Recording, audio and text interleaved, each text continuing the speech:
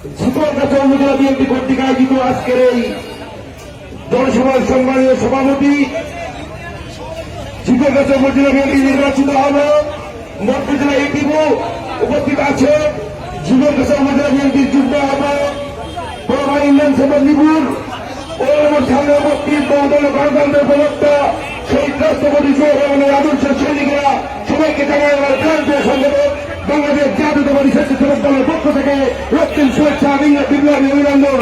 সংগ্রামী সহযোগিতা আমি একটি কথা বলবো, যারা কেন্দ্রীয় কর্মসূচিরায় ঝিকরগাছা উপজেলা বিএনপির আহ্বায়ক মধ্য জেলা ইটিভু ও ইন্ডিয়ান সমাজ নিপুণের নেতৃত্বে আগামী দিনে যে কর্মসূচি নেব সেই কর্মসূচি বুকের তেল রক্তকে হল ঝিকরগাছা উপজেলা স্বেচ্ছাসেবক